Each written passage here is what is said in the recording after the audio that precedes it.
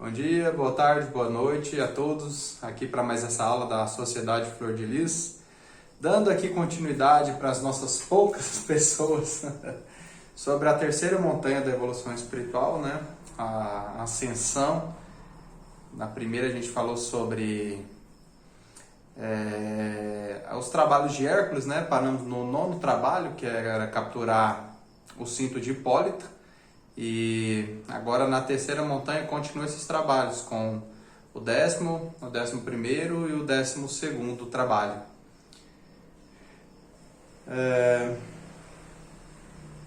Lembrando que cada grau desses que for passando, a pessoa vai adquirindo um grau de anjo, né? Terminando com o serafim. E quando conclui cada grau desses que a pessoa ela vai adquirindo, ela vai ganhando um paraíso equivalente àquele grau.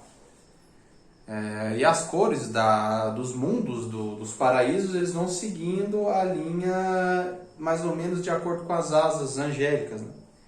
Então, por exemplo, o paraíso do Sol, ele tem a cor dourada. O paraíso de Marte tem a cor vermelha. O paraíso dos Serafins tem várias cores. Então assim vai seguindo essas cores de acordo com o paraíso que a pessoa está. O Easter uma vez ele falou que, nossa, não seria incômodo, né, ficar tudo vendo só de uma cor só. Não é, gente, porque é como se fosse um espectro de uma cor que é aprazível aos olhos. Não é que nem olhar o sol assim e ele deixa a gente cego com aquela luz branca, né? Sim? Eu pude compreender melhor isso depois e vi que não seria enjoativo. Você disse que pôde compreender melhor depois e viu que não seria enjoativo. Como que você compreendeu isso melhor depois? É que eu consegui ver outra coisa parecida. Viu outra coisa parecida? O que me fez lembrar nessa situação. Ah, legal. Disse que viu uma coisa parecida. Ai. Gente, então, iniciando a terceira montanha, vou trazer aqui uns poucos esclarecimentos que no livro As Três Montanhas, quando o Mestre Samael escreveu, quando ele concluiu o livro falando a respeito das três montanhas, ele ainda não tinha concluído a terceira montanha naquela vida que ele estava, né? Então ele relatou a conclusão dessa montanha numa vida passada que ele tinha concluído. Então, assim, com isso eu vejo que faltou algumas explicações e alguns esclarecimentos, né? Então, na primeira montanha criamos os corpos de fogo. Depois transformamos esses corpos de fogo em ouro. E agora, finalmente, na terceira montanha, transformamos esses corpos de ouro em luz. Então essa é a montanha da luz. Então começamos a fazer a transmutação dos corpos em luz. Primeiro levantamos todas as 7 kundalines de luz. Então, primeiro a kundalini do corpo físico, kundalini do corpo etérico, kundalini do corpo astral, do corpo mental, do corpo causal, do corpo búdico e do corpo átmico. Todas essas kundalines são levantadas na terceira montanha, sendo todas elas de luz. Quando eu falo kundalines de luz, é porque elas têm a cor branca, essas. E os corpos, os corpos de ouro, eles vão sofrendo uma transmutação à medida que vai praticando a magia sexual e vão se transformando em luz. Todos os 7. Essa é a parte do trabalho do nascimento que tem que ser feito na terceira montanha. As iniciações, elas são dadas só até a segunda montanha. Da terceira montanha já não tem mais iniciações. Falo assim no sentido de ser recebido na grande fraternidade branca, vamos dizer assim, com o mestre responsável, com toda aquela cerimônia, já não tem mais isso. Concluiu a segunda montanha, a pessoa ela já é um mestre dos mistérios de ouro, já é um grande mestre. Então não precisa mais de iniciação. Então na terceira montanha. Então já na terceira montanha, o mestre ele meio que já está caminhando já com os próprios pés, já não tem tem a necessidade da companheira ainda, porque ainda tem que praticar magia sexual, né? Para forjar os corpos de luz. Então tem essa necessidade aí, mas ele já está assim, caminhando com os próprios pés, já tem uma facilidade maior de fazer o trabalho sozinho, né? Já não precisa de tanta auxílio quando precisa na primeira montanha, por exemplo. Na primeira montanha, os mestres estão o tempo todinho ajudando, orientando, passando o teste, torcendo para não cair, os pais no céu se esforçando para que consiga caminhar. Então, ali na entrada da primeira montanha, no desenvolvimento da primeira montanha, o esforço é muito maior da parte de fora do que da própria pessoa. Se for pensar assim, tudo que é movimentado para a pessoa. A pessoa que não está vendo tudo isso acontecendo, o esforço é só dela mesmo, né? E na terceira montanha, a parte do nascimento é essa. A parte da morte é quando a pessoa ela vai começar a trabalhar com a parte oculta da lua psicológica. O mestre Samael ele falou disso. Então, gente, tem aquela lei hermética de que tudo que está em cima é como que está embaixo, tudo que está embaixo é como que está no alto. Da mesma forma como que tem os planetas no céu, tem esses planetas dentro de nós também. E não me perguntem por que, isso aí eu ainda não entendi assim, um esclarecimento, tenho uma ideia, né? Por que que os egos eles ficam especificamente na nossa lua interior? A lua interior, a lua que existe dentro de nós, ela é onde que está acumulada a maior parte dos egos que a gente tem. Então tem a parte visível dela, que é, vamos dizer assim, a parte clara, como a lua que a gente vê aqui no céu, e tem a parte escura dela também. Na primeira e na segunda montanha, nós trabalhamos com os egos da lua, da parte visível da lua. Então quando chega na terceira montanha, a gente pode começar a trabalhar com os egos ocultos da lua psicológica.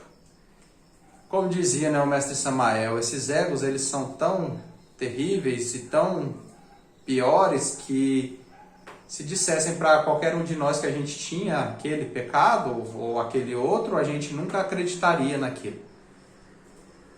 Se diz para uma honrada mulher que ela tem dentro dela um pecado da prostituição, ela pode negar e dizer que não tem, né? Agora, dentro desse lado da lua oculta é onde que estão esses pecados que a gente não é visível para a gente. Então, como eles não são visíveis, esses pecados, esses egos, então o trabalho é muito mais difícil. Vocês que não estão conseguindo ver nem os da lua visível, imagina vocês verem os da lua invisível. Os da lua visível, se vocês tiverem clarividência, vocês vão se esforçando, medita, pensa sobre aquele pecado, às vezes vê ele se manifestando durante o dia a dia, pede a eliminação para a Divina Mãe. Agora, os da lua oculta é muito mais difícil, porque eles não são visíveis. Então, durante o dia a dia, não consegue notar eles se manifestando. Então, quando eu estava começando na terceira montanha, eu já tinha eliminado todos os egos da lua, da parte visível da lua. Estava faltando só o ego da Medusa, que é o ego do medo.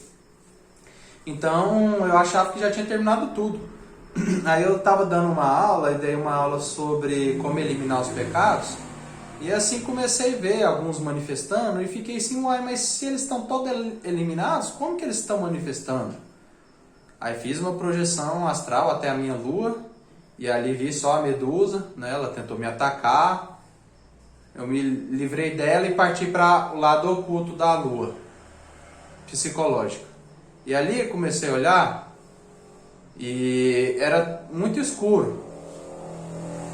Como se vocês estivessem, por exemplo, vendo o planeta Terra todo escuro e sem vegetação de nenhuma espécie, sem casa de nenhuma espécie, só aquele redondo muito escuro, mas com uma leve luminosidade prateada, mas sem conseguir ver nada ali, apenas assim o céu. Aí eu vi aquilo E pensei, uai, tá vazio, né? Não tem ego nenhum. Aí, para ter certeza, eu emanei uma luz de mim. Quando eu fiz isso, aí eu vi ao meu redor vários e vários egos pequenos, né? Ao meu redor todo de mim. Aí aqueles que estavam mais perto se assustaram, saíram um pouco para frente. Eu vi, ele era como se fosse um pequeno peixinho em forma de, como se ele não tivesse mais carne, fosse só um esqueleto parado assim na minha frente. E depois eles correram. E aí quando os outros egos viram aquela luz, todos eles partiram para cima de mim. Aí eu flutuei na lua e eles ainda tentaram me agarrar. E aí eu fiz uma luz maior para ver o que é que tinha naquele lugar. E quando eu fiz isso, que clareou toda aquela lua, eu vi assim, milhares e milhares de egos tomando toda a lua. Então vocês imaginem, entra naquele ônibus lotado, onde não tem espaço nem para se movimentar, de tão cheio que é. Lá estava pior do que isso, né? Porque não era só assim do lado, né? Tinha em cima, embaixo, em todos os lugares, milhares e milhares de egos. Aí eu já voltei da projeção assim, meu Deus, né? Eu achei que já estava concluindo o trabalho. Agora que eu estou na terceira montanha, só faltava a Medusa. Tem esses milhares de egos ainda para ser eliminados. Fiquei assim bem arrasado naquele momento, né? Tava terminando o trabalho, ainda praticamente aquela sensação de estou construindo toda a minha casa, só tá faltando o último tijolo, aí eu vejo que a casa tá errada, tem que começar desde o início, tudo de novo. Mais ou menos essa sensação, né? Mas, né, já estava na terceira montanha, a terceira montanha a gente não volta mais, é só para cima e vamos adiante. Tem jeito de desistir, só tem que continuar. E também não tem por que desistir, né? Mas egos para lutar, né? Que eu estava falando na aula passada, né? Que eu já não aguentava mais ficar sempre os 7 pecados, os 7 pecados, 7 pecados. Quando eu finalmente achei que não precisava mais eliminar os 7 pecados, aí de novo os 7 pecados para eliminar, né? Sempre, repetindo. Então eu comecei a observar aquele lugar, mesmo ele sendo invisível, como que ele funcionava, aquele fluxo dele, né? Usei uma visão, uns olhos espirituais propícios para isso também, tá, gente? Então, nesse nível aqui, a pessoa já tem um tanto de dom, já tem um tanto de capacidade, então ela já pode, assim, usar os dons que ela tem também para auxiliar ela, até porque se não usar, não consegue vencer, não. Aí eu comecei a observar e ver onde é que estava o fluxo de energia daquele lugar. Então eu vi que no centro da lua, do lado oculto, tinha... Deixa eu ver aqui se eu anotei o nome dele.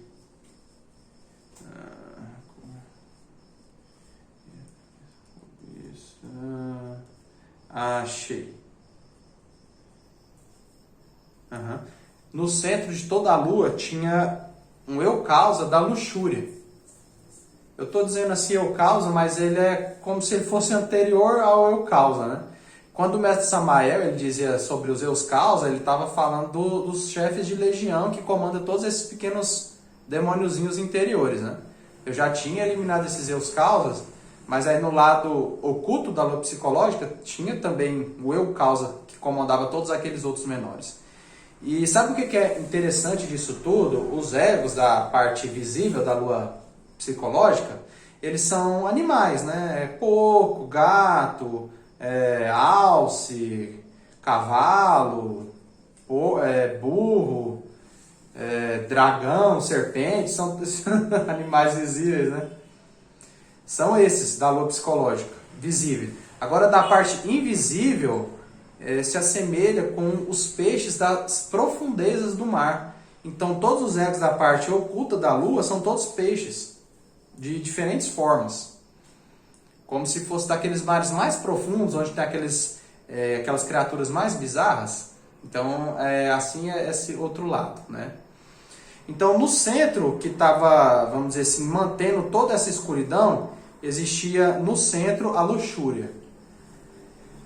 A luxúria ali, ela era como se fosse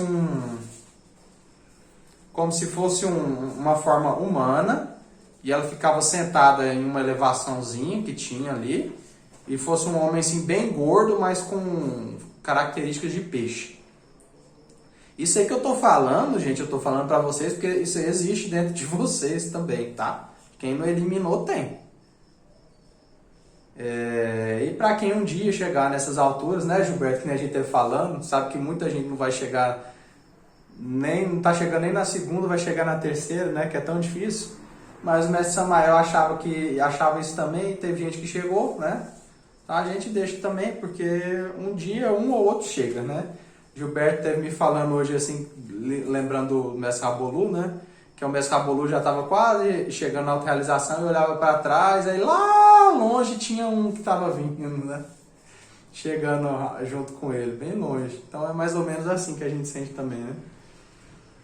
Estamos quase chegando lá e olha para trás, aí tem uns mirradinhos, uns que tá começando a entrar assim, tem outros que tá um pouquinho para frente. Aí a gente deixa aí, porque uma hora chega, né?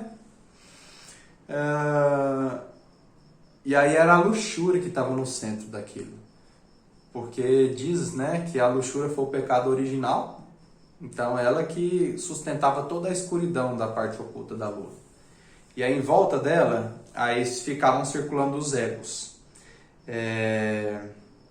A da gula, inveja, ira, preguiça, cobiça e orgulho. Ela ficava no centro e eles circulando, vários desses peixes circulando em volta dela, fazendo um círculo em volta.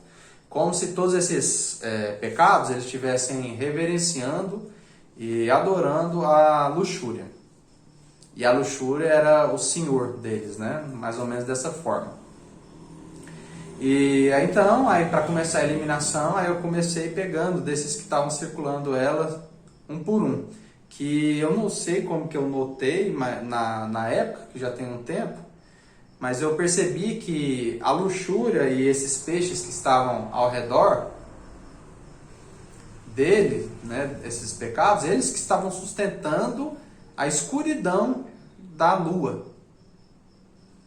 Então, se eliminasse eles, não tinha como a lua, a parte dela continuar invisível, né? Então, primeiro eu comecei a lutar contra o baiacu, aquele peixe que incha, né? Ele era da gula. Quando eu venci ele caiu no chão, eles ficavam flutuando assim em volta dele. Ele caiu no chão, aí a luxúria viu que ele tinha sido caído, pegou ele, meteu ele na boca e engoliu ele. Mastigou e engoliu ele. A luxúria comeu a gula. É muito simbólico isso, né? Como a gula e a luxúria são pecados assim, muitas vezes associados um com o outro. As pessoas fazem alguma coisa, depois vão lá comer, depois, né? Ou então come, depois vai fazer alguma coisa, né? A luxúria também tem por si a própria gula dela, né? De querer ficar com um, com o outro, tem a suruba, né? Luxúria. A Luana acrescentando aqui que a luxúria tem a própria gula dela, né? Querer vários parceiros, né? Então, assim, essas associações que vão acontecendo à medida que a gente vai estudando o nosso interior, elas são interessantíssimas, né? Porque por causa...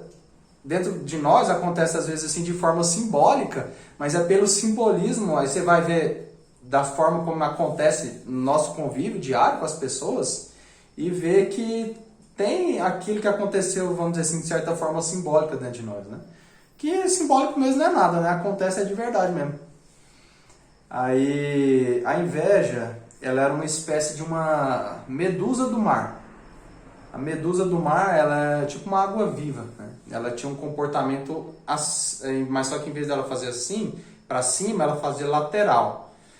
E ela tinha uma cor preta, acho que mais com uma característica de polvo. Mas era os tentáculos como se fossem algas.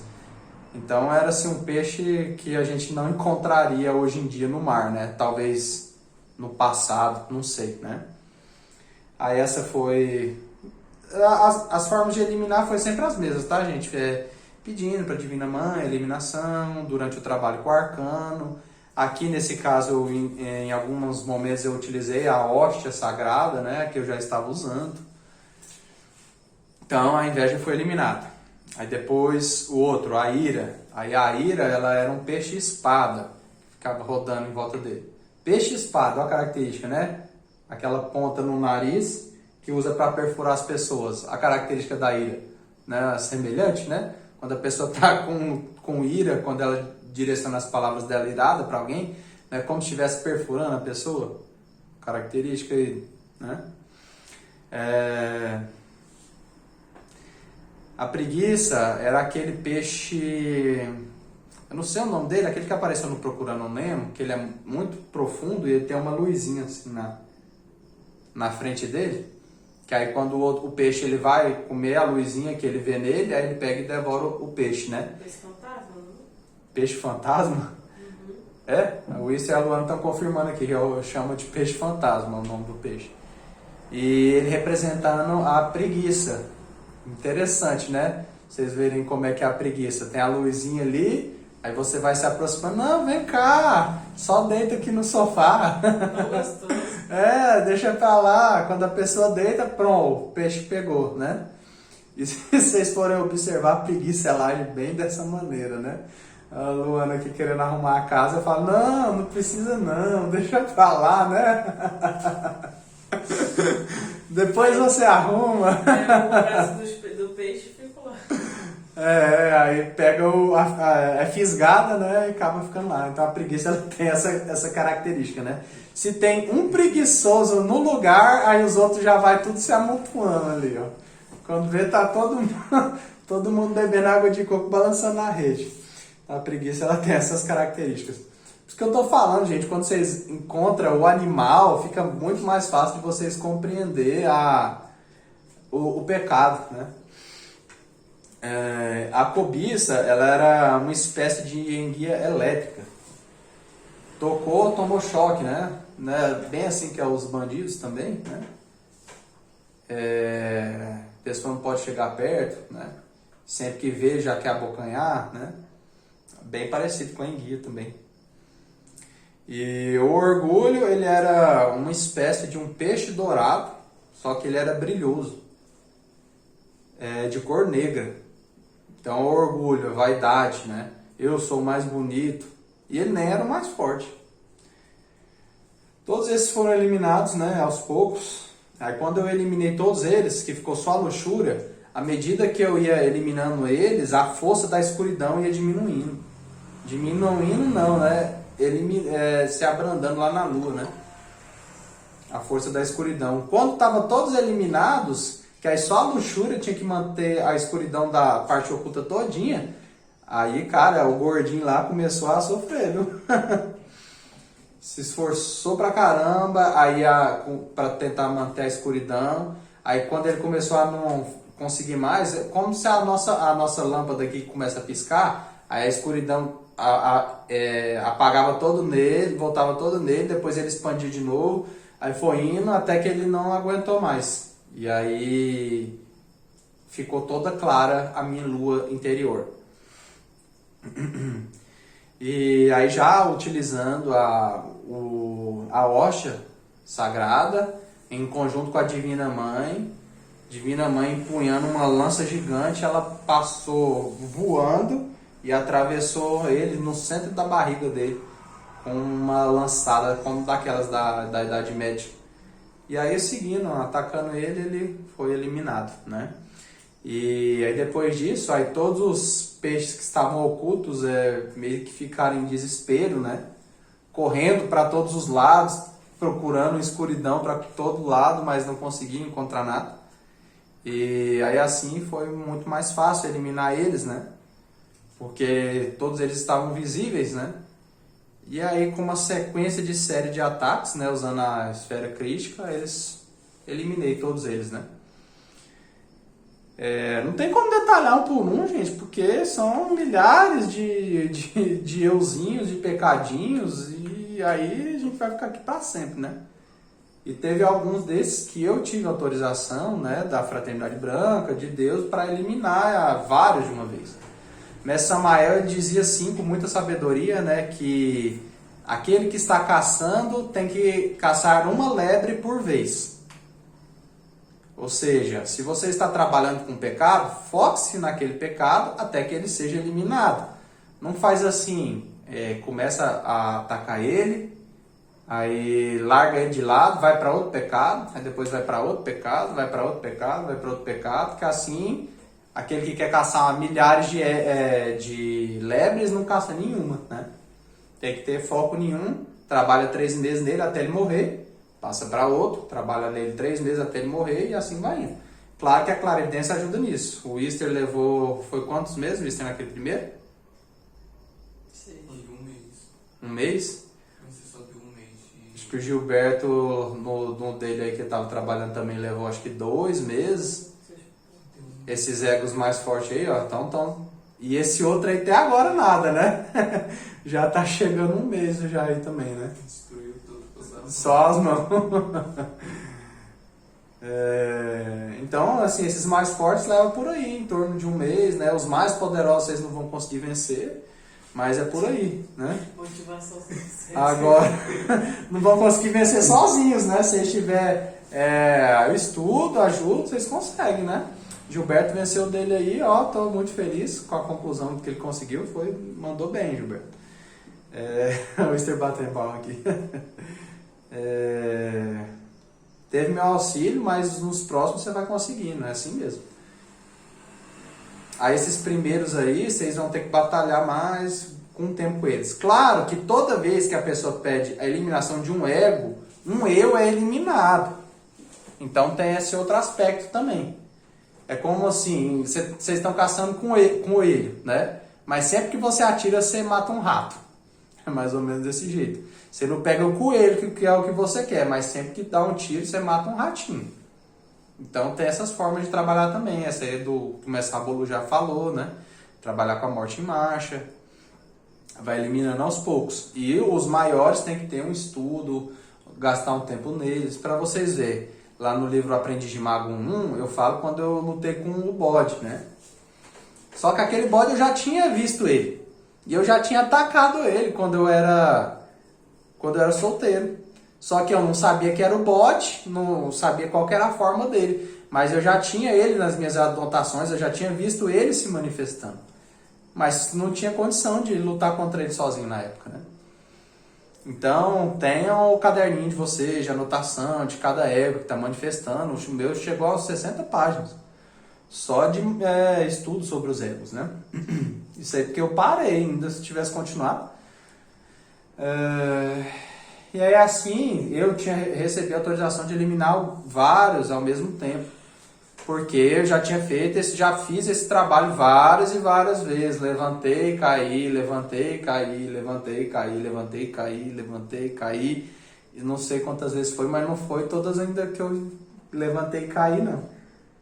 Em resumo, cheguei lá em Deus e caí várias vezes. Então, o trabalho que a gente precisa fazer, às vezes eles têm algumas regalias do que as pessoas que estão fazendo pela primeira vez, entenderam? E até porque já era para eu estar lá, mas porque uma missão que me foi dada, aí não estava, né? Então, aí eu recebi essa autorização e também tinha condição e grau espiritual para fazer isso, de eliminar vários de algumas vezes. E mesmo assim, depois que eliminei, aí a lua ela vira um deserto, que nem eles mostram nos filmes, mas ainda tem coisas lá na lua para ser limpadas. Então vocês veem como essa situação é complicada. Como se fosse assim fósseis de egos, tipo os fósseis de dinossauros, né? Como se fossem ossos de egos que viraram pedras na lua. Então, cara, é muito trabalho para fazer, tá? E aí, assim, conclui a parte da morte na parte da lua psicológica. Nascimento dos corpos, esses são os egos que têm que ser trabalhados e eliminados na terceira montanha. Aí junto disso também, aí tem os trabalhos de Hércules que tem que ser concluídos também. Gente, elas são chamadas de montanha porque elas são altas, é muita coisa para fazer. Então a primeira montanha, ela é, vamos dizer assim, ela é grande, mas ela é a menor. A segunda é maior que ela ainda, a terceira mais alta ainda. Então cada vez mais alta, né? Então, o 10º trabalho de Hércules, continuando, claro que esses trabalhos, gente, eles são feitos em paralelo, né? Enquanto você está levantando a Kundalini, você está eliminando os egos, enquanto está eliminando os egos, você está fazendo também os trabalhos de Hércules, a gente vai variando entre eles e fazendo eles assim, ao mesmo tempo, que vai se graduando. Então, por exemplo, aqui no 10º trabalho de Hércules, eu tinha o quê? Levantado 2 Kundalinis de luz e já feito 2 corpos de luz, já tinha eliminado 2 egos e aí estava realizando o 10º trabalho. Então, ele vai fazendo assim, a elevação junto, tá? Vocês não terminam todos os egos e depois faz todos os corpos e depois faz tudo, não. Sim? Os trabalhos são feitos em conjunto, tá? Então, o 10º trabalho de Hércules é capturar o rebanho do gigante Gireão. Então, eu tive que me auto-observar para descobrir o que era esse rebanho de Gireão e o que era o Gireão, que egos que eles representavam. Então, sempre com auto-observação, olhando para o seu interior e estudando o que eles são. Então, o Gireão, eu vi que ele era um elemento da luxúria. Ele tinha uma característica muito interessante de autodefesa, de que quando eu mandava os ataques neles, as esferas de energia para destruir eles, ele batia com a mão na esfera e jogava ela fora, não acontecia nada com ele. Ele tinha 3 cabeças, tinha 6 braços e 6 pernas, se não me engano, tá? Então ele era um gigante tríceps, né?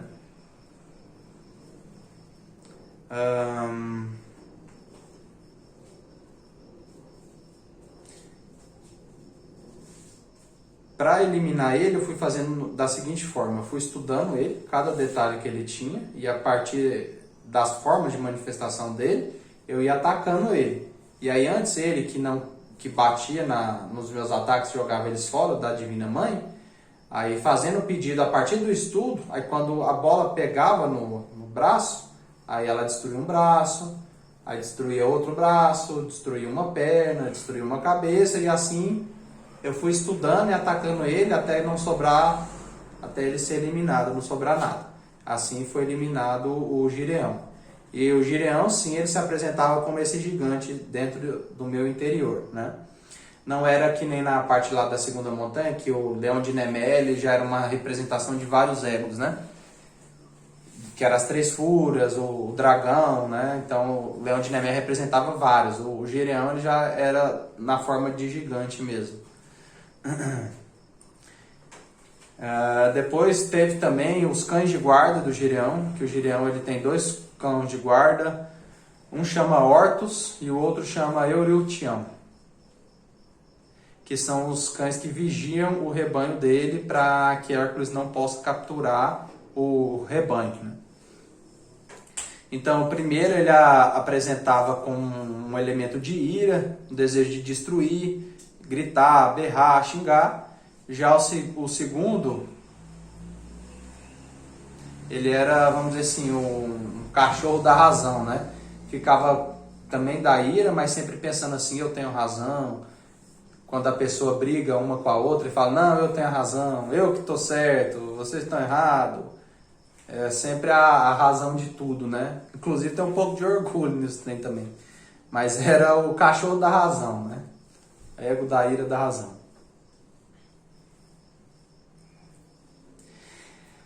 Ai, meu Deus do céu, essa parte aqui acho que eu não vou contar não, porque já me deu tanto problema falar sobre esses assuntos das plantas de poder, né? Isso aqui quem quiser saber lê no livro, tá? Como que eu eliminei o Ortus.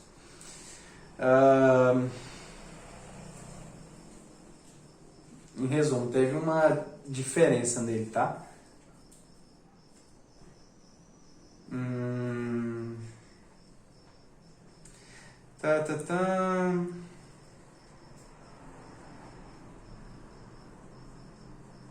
Esse é o segundo livro? Não, esse é o terceiro. Uma série de orientações. Não, aqui eu tô falando, né? Tá, o Ortus tem que ler o livro para você descobrir. O Eurytion foi da mesma maneira, né? Chamava a Divina Mãe estudava ela e voltava a pedir, e aí ele foi sendo eliminado aos poucos. Gente, essa é a forma usual, né? Mesmo eu passando algumas maneiras diferentes, mesmo o mestre Rabolu também ensinando algumas formas diferentes, o mestre Samael também, essa é a base, é sempre essa a base. Se auto-observar durante o dia, ver o pecado manifestando, a identificar qual que é, ver a forma dele, e aí estuda ele, que hora que ele manifesta, qual que é a característica que ele tem, né, por que ele tem essa característica, por que ele gosta de se manifestar daquela forma, e vai pedindo a eliminação, e aí eles vão morrendo. Se for mais forte, aí tem que fazer esse estudo e pedir a eliminação durante o arcano, ou fazer esse estudo e pedir a eliminação durante a consagração da hóstia consagrada, fazer esse estudo e pedir a eliminação, primeira vez dito na humanidade durante a utilização da água benta, né? Então tem esses recursos a mais para eliminar egos mais poderosos, mas sempre tem que ter esse estudo, o entendimento do ego para pedir a eliminação. Sabe por quê? Porque vocês podem simplesmente eliminar todos os egos de uma vez, que eu já sei fazer isso, de qualquer pessoa, e aí chega ali para Deus e ele fala, ué, você eliminou assim, foi? Aí fala, foi. E quem deixou? Não, ninguém. Então, aí quem deixou? Leonardo. Pior, né? É porque os egos, eles têm que ter um estudo a respeito deles para eles serem eliminados. Porque faz parte da, vamos dizer assim, da experiência de guerra do soldado. Deus criou a gente para ser soldado, para ajudar ele na guerra contra o Lúcifer. Se a pessoa simplesmente elimina todos os pecados e chega para lá, que experiência de guerra ela tem? De batalha? Não tem experiência nenhuma. Aí fica ali, vai servir para quê? Na luta? Não vai servir para nada. Então por isso que não pode, tem que lutar contra cada ego, porque à medida que a pessoa ela vai lutando contra os egos, ela aprende a lutar contra os exércitos das trevas. Sim? Tá, mas então esses recursos que você falou, Sim. só funciona se a pessoa tiver estudado o ego. Se vocês tentarem usar sem estudar o ego, se funcionar, vocês vão ser advertidos, então. Mas o ser advertido, mesmo assim o ego está eliminado. Não, o ego não vai ser eliminado, não. Quer dizer, o ego vai ser eliminado pelo poder que vocês têm, pelo poder que vocês estão usando. Mas aí, como vocês não têm autorização para fazer isso, aí o ego vai ser devolvido de novo à vida, porque tem que ser eliminado da forma correta. E mais forte. E mais forte aí fica a critério de quem está devolvendo, né? Mas tem alguns que já são permitidos usar, por exemplo, a magia sexual e a hóstia consagrada. Esses aí é dado licença por Deus, né? Mas perante ao estudo dele, né? Não é porque a hóstia consagrada é Jesus, vou te contar, é muito bonzinho, né? Só da pessoa estar comungando a hóstia já tem ego que está morrendo. Pois é. Ó. Mesmo sem ter o estudo. Mas aí já está no critério dele, né? Ele que é o criador, né? Ele fala o que quiser, quem sou eu para dizer se é certo ou errado. Sei que na hora que o pau tá atorando lá, eles querem os que é bom de luta, né? Ai, ai, vamos lá. Leonardo, Sim. se tem o lado oculto da Lua, na terceira montanha, tem o do Sol também? Como que é? Não, o Sol não tem como, né, Abi, ter lado oculto do Sol. Quer dizer, você pode dizer assim, oculto, porque não é conhecido de todo mundo. Se for nesse sentido, você pode dizer. Agora, assim, o lado oculto do Sol que é escuro, se fosse um lado escuro do Sol, que nem a Lua, aí não existe, tá? Agora, sim, existe o interior do Sol, né? Que aí você poderia dizer que é uma parte oculta do Sol. Aí sim poderia dizer.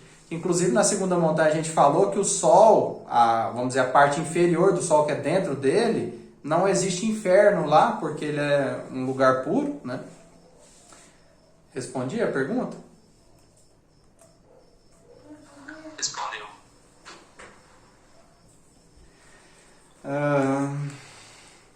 Agora sim, meu bem, eu imagino que tenha um critério para esses espíritos que são santificados usando a hóstia consagrada.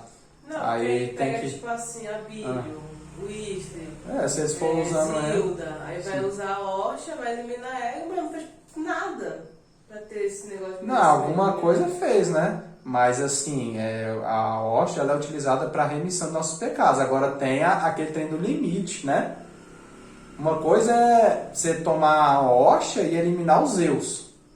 Uma coisa é você tomar a hóstia e eliminar os egos, né? Eliminar os eus, já a hóstia ela abarca. Agora, eliminar os eus causa? Será que ela elimina? Será que o bode seria eliminado com a hóstia? Será que ele não converteria a hóstia para o lado negativo e ainda ficar mais poderoso ainda usando ela? Não sei, tem essas coisas assim, porque tem uns egos que os caras são terríveis, são os demônios terríveis. E existe demônio que tem essas capacidades, gente. Luana mesmo aí, quando tinha 10 anos, foi exorcizar um que fechou a porta sozinho e quebrou a cabeça de uma pessoa. Então vocês imaginam. Quer dizer, destroncou o pescoço, né? Com 10 anos a menina tinha que exorcizar um trem desse. Então assim, ela já estava se preparando para vencer, ajudar a me exorcizar, né? Ai. Então tem as trevas, elas têm que ter, a gente tem que ter um respeito com elas também, porque são seres poderosos também, né? E para bater de frente com algum deles, assim, tem que ter uma capacidade espiritual de acordo. Porque tem seres das trevas que eles são tão poderosos que às vezes os recursos que a gente tem não resolve, né? Chamar seres espirituais para resolver, eles não conseguem resolver também, e aí o que faz, né? Cai no chão e começa a chorar, né? De desespero, né? Porque se os mestres não dão conta de resolver, quem que vai resolver? Se o mestre não dá conta de resolver, quem que resolve? É o exorcista, né? O Istre. O Istre resolve. Então chamem por ele. Ai, meu Deus do céu. Eu já peguei casos assim terríveis de resolver, que, cara, foi exorcismo pra caramba pra resolver, né? Ai. A magia, a gente aprende isso, gente, é chamar a coisa certa para atender aquela situação. Porque se você chama uma força para resolver, mas aquela força ela não é, vamos dizer assim, eu chamei um policial para resolver uma situação, mas quem resolve aquela situação é o exército. Vira a diferença? Chamei o exército para resolver a situação, mas quem resolve aquela situação é a Rotan, que é aqui em Goiás, né? Então, assim, tem que saber o que chamar para resolver a situação. Às vezes chama a polícia para resolver o problema do exército, o policial olha assim, eu, hein? Não vou, não. Aí o exército, não, isso é muito pouco, eu não trabalho com isso, meu trabalho é só das coisas pesadas. A casa da pessoa tá pegando fogo e liga pra polícia. É, a casa da pessoa, isso aqui, a casa pegando fogo, ela liga para a polícia. Não é chamar os bombeiros, né? Belo exemplo perfeito esse aí.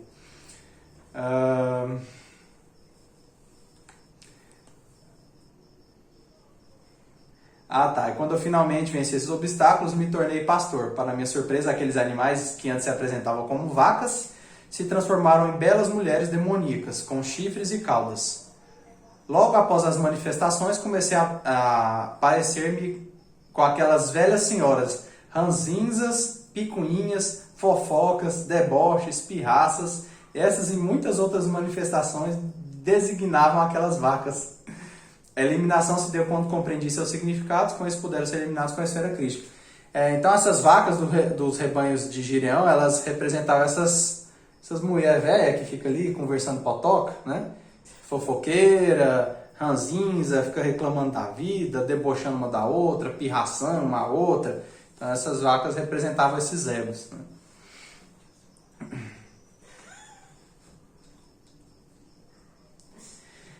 Então concluí nesses trabalhos de Hércules e achei que eu ganharia o céu de Plutão, mas aí tinha 2 trabalhos que Hércules fez que estava faltando, que Hércules, ele, na viagem dele, ele estava passando pelo mar e aí ele se encontrou em Gibraltar e ali existia uma montanha que estava impedindo o mar, a passagem. Então ele foi até a montanha e partiu a montanha em 2 com as mãos dele. Pelo menos assim que conta na mitologia, né? E aí ele levantou 2 colunas, que são as mesmas colunas do Templo de Salomão, que são Jachim e Boaz. E essas duas colunas do Templo de Salomão, elas também representam Adão e Eva. Então, quando eu levantei mais duas colunas no meu próprio espírito, aí eu ganhei mais duas cabeças. Aí tem uma cabeça no centro, uma espiritual de cá e outra de cá também. E aí foi até interessante que você tinha visto isso também em você, né? Uhum. Né? Luana disse que ela estava no mato, aí pareceu um... O que era? Um gnomo? Um gnominho correndo, e ele falou, por que em vez de você olhar pra mim, você não olha pra você, né? Aí quando ela olhou, ela viu que ela tinha 3 cabeças também. Então, assim, quando a gente foi criado para ter 7 corpos, para ter 3 cabeças, para ter 9, 18, uns 40 olhos.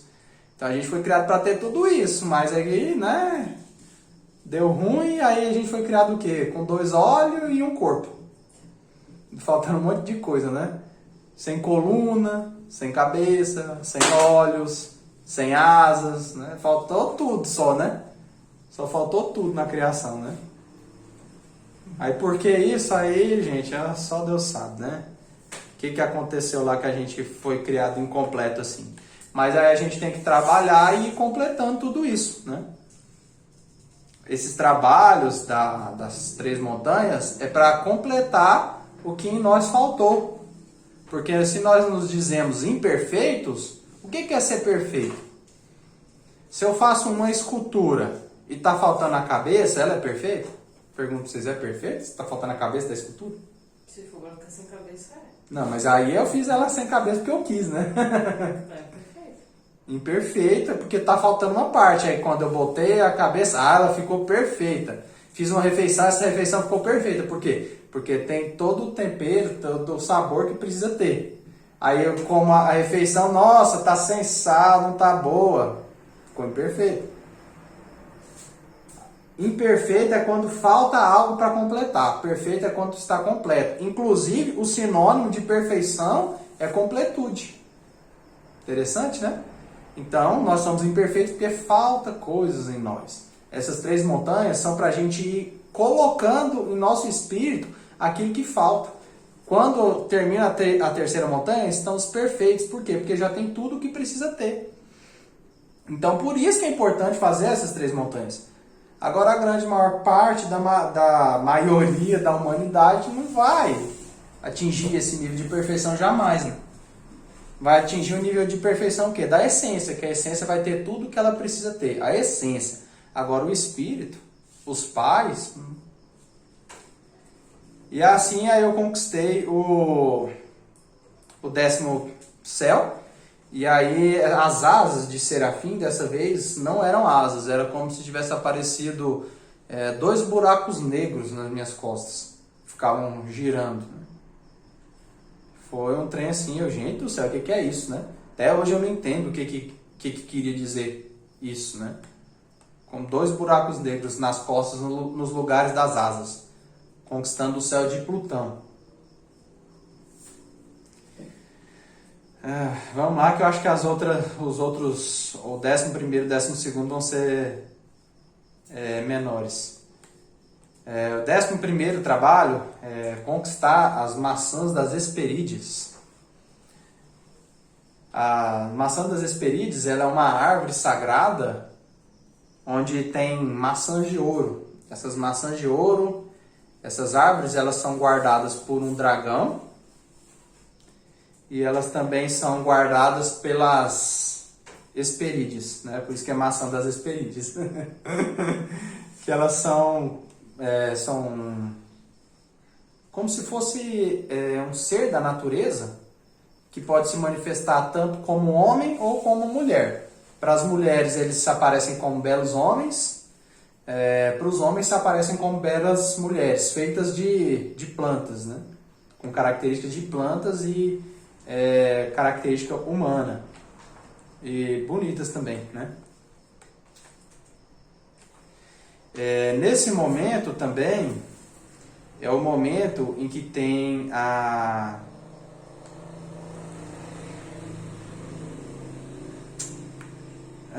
Espera aí só um momentinho.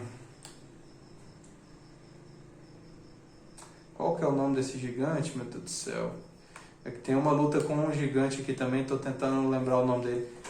Gente, vocês dão desconto, tá? Isso aqui eu fui fazendo e anotando tudo, porque lembrar tudo de cabeça não é fácil, tá? Eu lembro assim da síntese de tudo, agora detalhadamente. Mas em resumo, tem um gigante aqui que é gigante mesmo. Esse aqui ele é colossal, que a pessoa tem que vencer também. E ele representa também a união do mestre com o discípulo. Então é nesse momento que chega o momento do discípulo se unir com o mestre, que já está chegando na autorrealização, né? Tinha até um mestre que ele chama Nityananda, e ele fala assim, que tinha um pássaro dourado em cima da árvore, né? E aí tem um pássaro normal, o pássaro normal olha para cima e vê aquele belo pássaro dourado, e ele pula um galho para cima, e aí se interte ali com as frutas, e se esquece e fica ali naquele meio humano, e aí lembra de novo, vê de novo o pássaro dourado e vai subindo. Até que uma hora ele chega até onde está o pássaro dourado, e quando ele chega onde está o pássaro dourado, ele olha, procura e não encontra mais o pássaro dourado em nenhum lugar. Mas aí quando ele olha para si, ele vê que ele é o próprio pássaro dourado. Então é assim que acontece também, né? Então nesse momento aí, depois de vencer esse gigante, aí eu poderia escolher entre a união com o mestre Gabriel, com o mestre Samael, com o Babaji, com a Luana também, que é minha mestre também. Só que a gente já está unido, né? A união que já está unido não tem tanta graça. Mas depois a gente trabalha isso aí, tá? Ok? O que você quer dizer aí? Não. Se manifeste.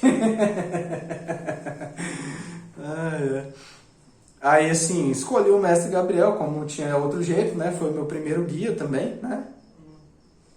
E aí chega o momento do discípulo e do mestre se abraçar. Aí ele parou na minha frente, nós dois nos demos um abraço.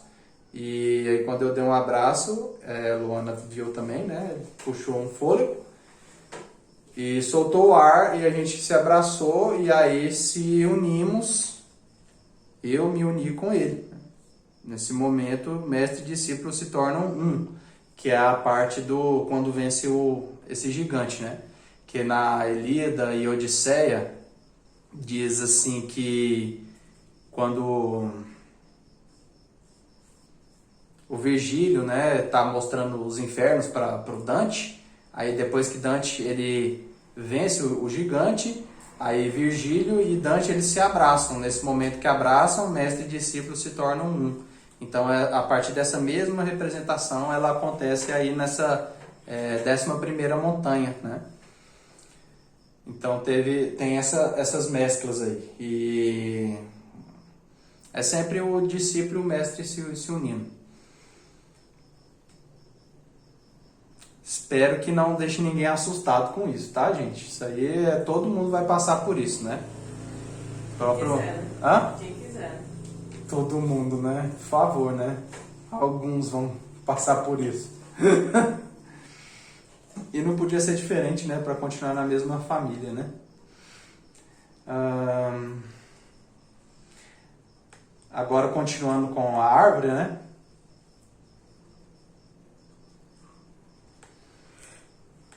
Gente, eu não vou dar muito detalhe disso daqui não, porque já tá dando aí quase 1 hora já de vídeo.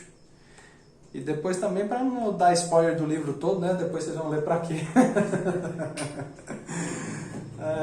Mas em resumo, tava lá as Períades, né? Eu tive que dar um jeito de conseguir passar por elas para chegar na árvore, só que não tinha jeito, porque elas têm uma série de, como se fosse uma hipnose. Sempre que chega a pessoa ela fica lá bocoiando na festa que elas fazem, né? E a mesma coisa que acontece aqui no mundo, né? A pessoa bebe bebida alcoólica, vai para as festas e fica lá hipnotizado naquela festa. Então, todos que se aproximam da árvore de Hesperídeos, isso acontece com a pessoa. Então, eu vendo que isso tinha acontecido, eu fui direto em Atlas, né? Que é o pai delas, que é aquele que tem o simbolismo de carregar o mundo nas costas. E aí tem aquela sacada de Hércules, né? Que segura para ele e ele vai buscar as maçãs. Depois que ele traz as maçãs de volta, aí ele quer fugir e deixar Hércules carregando a abóbora celeste sozinho nas costas. Aí Hércules tem que ser esperto e ter uma inteligência, senão vocês vão ficar sustentando. Se vocês errar nessa prova, vocês vão ter que sustentar todo o universo de vocês nas costas. Imagina só, não é uma coisa assim fácil de fazer. Então, quando vocês for fazer essa prova, tem que ter uma condição. Primeiro que você tem que sustentar todo o universo. Enquanto você está sustentando o universo, ele vai levar um tempo até pegar as maçãs. E aí quando ele voltar, você tem que convencer ele a permanecer lá. Tem que ser uma jogada de mestre, porque senão já está no sal. Se ele fugir, depois quem que vai buscar ele? Então, o mestre Samael dizia, né? Uma via cheia de perigos por dentro e por fora, né? Então eu falei assim... tudo bem, Atlas, eu sei muito bem que a abóbora celeste ela é muito pesada, eu entendo você completamente. Isso ele já estava virando as costas e indo embora.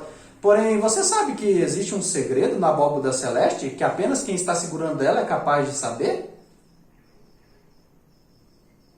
Olhando assim para cima enquanto eu olhava para ele o quê?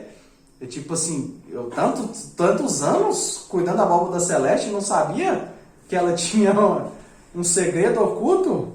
Eu falei, sim, e quem consegue achar esse segredo tem acesso a um tesouro inestimável. E já fui olhando assim para a abóbora como se fosse entrar nela, né? Aí ele saiu correndo, me empurrou, me jogou no chão e pegou ela. Aí quando ele pegou ela, eu falei, valeu, peguei as maçãs e fui embora, deixei ele lá. E assim conquistei essa prova, né?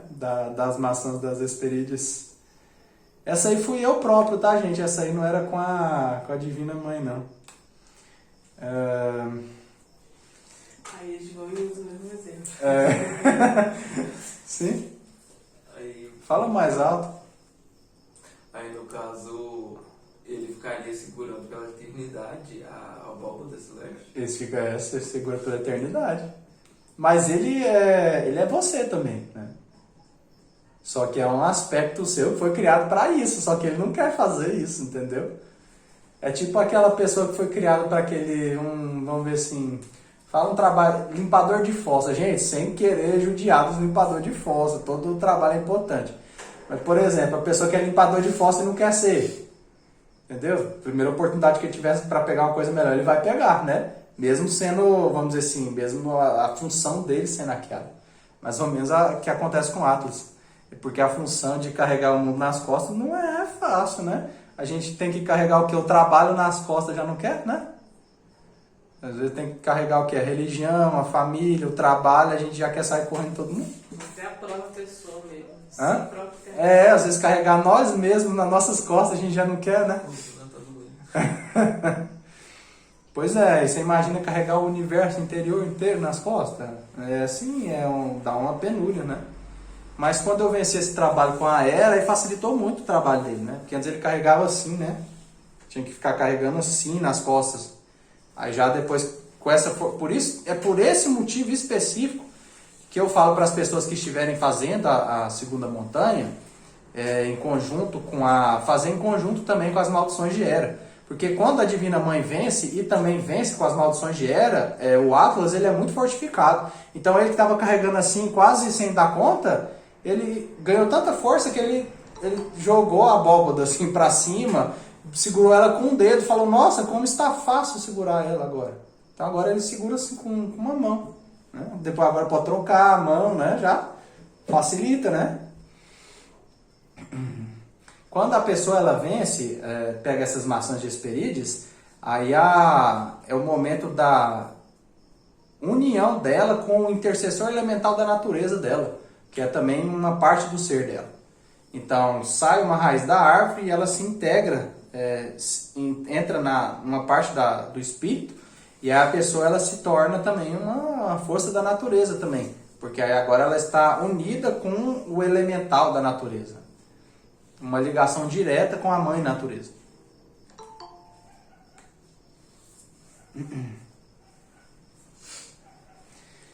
Olha, gente, eu sei que quem tá vendo isso aí de fora pode parecer, assim, demais, mas, assim, eu tô deixando esse vídeo aqui, até falei com o Gilberto, mas, assim, deixar a obra pra se alguém um dia chegar, porque eu sei que eu mesmo, quando lia as três montanhas do Mestre Samael, eu achei que eu não ia atingir aquilo nunca, né? Ia atingir, né? Então, a esperança para vocês também, espero, né? E o 10º e último trabalho, segundo trabalho. Perdão, gente, eu só não vi que qual planeta. Mas não importa, tá? E aí as asas que foi nesse lugar era como se fosse 2 chamas azuis saindo fogo assim das costas. E 12º céu é capturar os Cerberus, o cão de 3 cabeças, guardião do inferno. Só isso, né? Capturou os Cerberus. O Cerberus, ele representa o domínio sobre a sexualidade. Então, nesse trabalho, a pessoa tem que mostrar domínio sobre o sexo.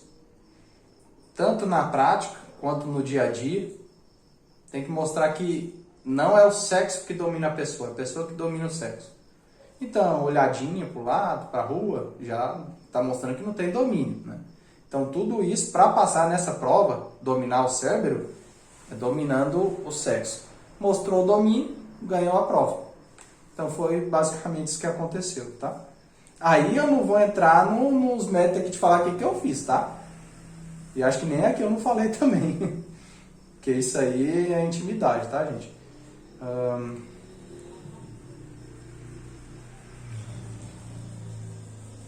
Aí, gente, depois disso tudo, concluiu as 3 montanhas, fez tudo o que precisava fazer. Aí a pessoa conquistou todos esses paraísos, abriu mão de todos esses paraísos por amor à humanidade. Aí a pessoa ela ganha o absoluto, que é, vamos dizer assim, de todos os paraísos, a união com Deus. E lá no absoluto vocês vão encontrar... Quando vocês chegar lá, vocês vão saber, tá? Isso aí a gente não revela, tá? Então é isso, gente. Aqui eu encerro essa parte sobre essas partes da gnose, sobre essa caminhada espiritual.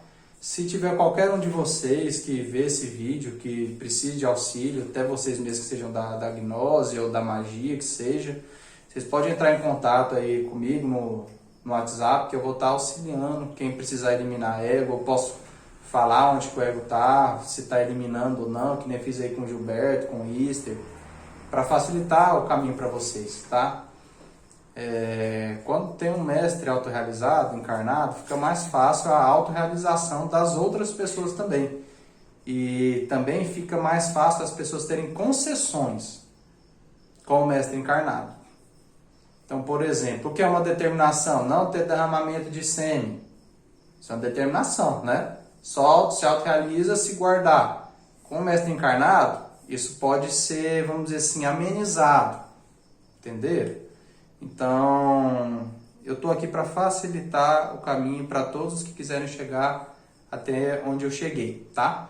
E depois que atinge essa autorrealização, não pense vocês que acaba tudo de uma vez, tá? Continua, tem sempre o que fazer.